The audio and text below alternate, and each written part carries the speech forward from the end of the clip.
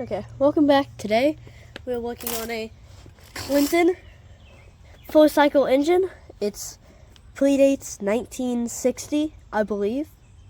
So this is what we're going to be working on. I'm just going to show you a few things on it and also how to work on most small engines. So to get started, I'm going to show how to take off the flywheel and front. Now I have worked on this, so it is missing a few things like the flywheel key that was sheared off, so I have to get a new one of those, but for the most part it is complete.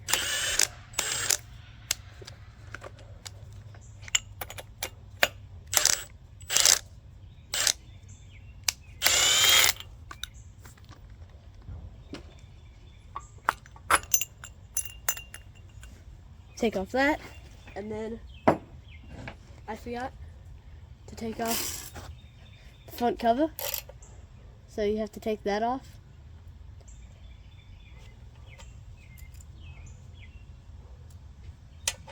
Which isn't hard. It's normally 4 bolts, but this one of the spots on it, like mounting points, is broken off.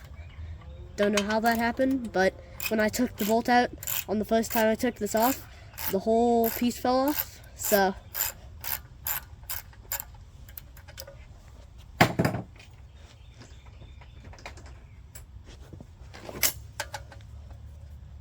then once you get this off, you're down to the flywheel and stuff, and this has a points system, so it will require it to spin, and here I'll show you that.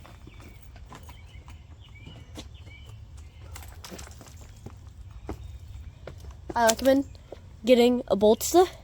They're great. They will hold the bolts.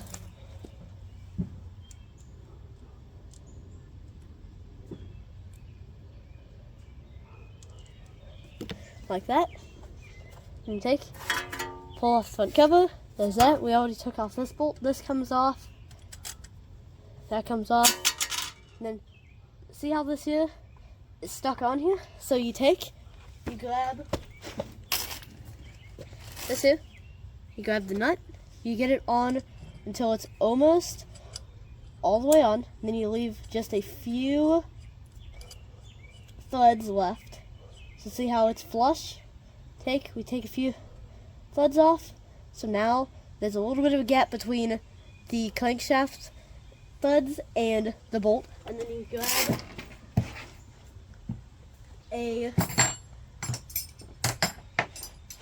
grab 2 inches, a hammer, preferably a deadbolt hammer so you don't mess anything up, but you get 1 inch over here pushing, you get another inch over on the opposite side pushing, then you just give a few good strikes right here, centered, and it'll pop off. Like that. Now, I've had this off multiple times. You might have to hit it quite a few times to get it off if you've never taken it off before. You take that off, pull this off, and then that's off.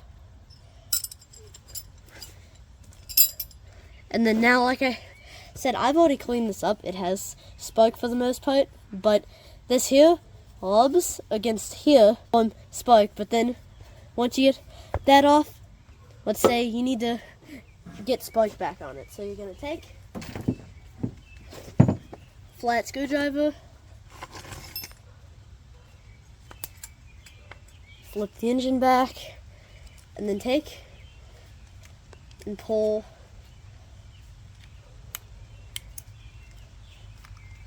a bit of like an over and up motion should take this off, like that.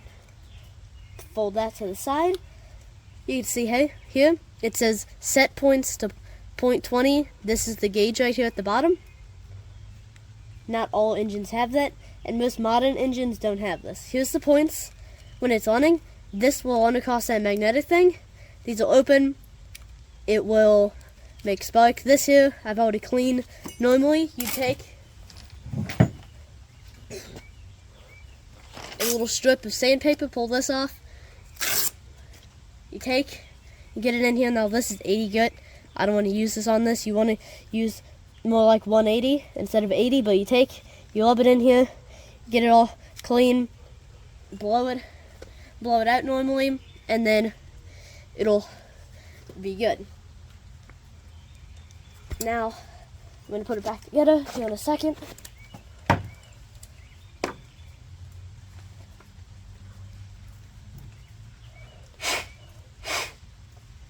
Okay, I blew it out in case any like fuzz or anything was in there from the back of the sandpaper, because the points were working. I don't want to have them messed up. So I put the gasket back on, take this here, put that right there, then you take this metal piece, bring it back over, then you push it down here, and then that's held on, and then you can and obviously you're going to want to clean this, and also clean right here and right here. And then now I am done in here, so I don't have a flywheel key on it right now, so the engine will not start. This will just spin on the shaft. But you can put that back on. You can grab this bolt and the nut. You can push that on. Now I do have a sheet that says the torque spec for this, but I just give it quick impact like that, and then call it good. Flip it back up, pull it forward so everyone can still see. Like that works.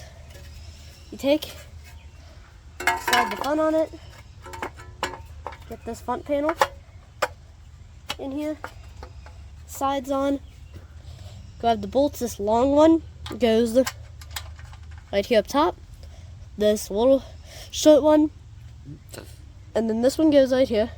This little short one goes over here on the side. Now these just hold it on, and then like I said, there is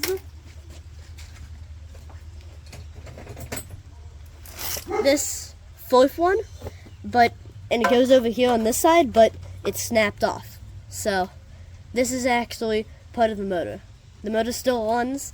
I got it on a little bit, but that might happen to yours. I don't know why it happened to this engine, but it did. Tighten these down, and then after that I will show you how to get a spark plug gapped. It's a pretty easy process.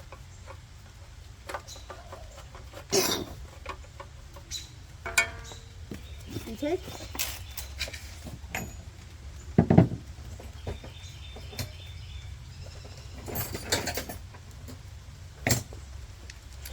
You grab a 13/16 socket, pull that off from here, take it out. Okay, then this one is awfully tight. Okay.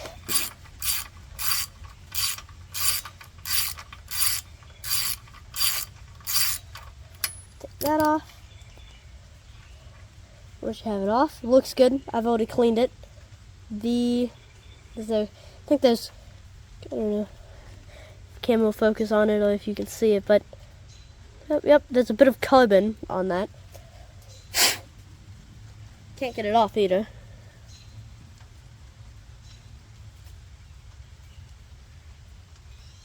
Alright, I got it off, and then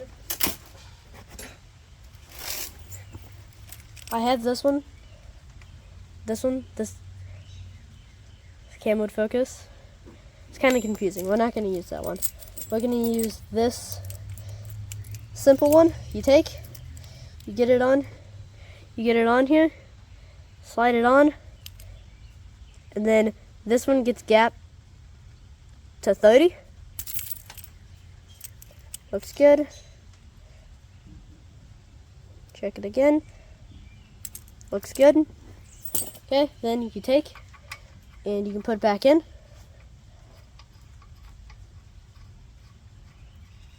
Tighten it down by hand, and you give it, you don't want it too tight, but you don't want it loose either.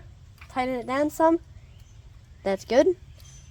And then, like, it's missing the gas tank. That had a few rust holes in it. I'm fixing those right now. And then I cleaned the carburetor. It's missing some parts, but it's missing the exhaust. You plug this back on, and then we'll say, and then you take, and since it doesn't have the leak oil on it, you can either use a drill or a loop to spin it over. And then this is the air filter. Now it's an oil bath air filter. Mine is broken. I'm not sure how I'm gonna fix it. But yeah, it's an oil bath air filter. So oil goes in here, and then let me grab the other part. And it pulls air through and cleans it, and the oil helps catch more debris and stuff. But pretty cool design when it actually works. Like a lot of the old Caterpillar bulldozers and stuff would have used that. But here's the sheet of all the parts in it. I'll put a link in the description to the website. This is physically the only link that I could find for this model on Google. So I'll put that down there. And this isn't even the exact model of this. The model of this engine is right here. Right there. And like checking the engine oil. It's in here. Doesn't look horrible. And the carburetor had a like wasp nest in it and all kinds of things. So when I get a flywheel key and everything else, I will update you guys and show you how to actually put that on and stuff. And I'll show you getting it running. But for now, this is it. Not sponsored, but I absolutely love them. Bolsters, they are heat resistant, water resistant, silicone. I will put a link in the description to them. They are awesome. I found these and they're great. You can put bolts in them. They have all different colors, like this here. Holds it. You can use Sharpie on it to mark out, let's say you had a bolt here, and then a bolt here, then a bolt here, and they had to go in that pattern.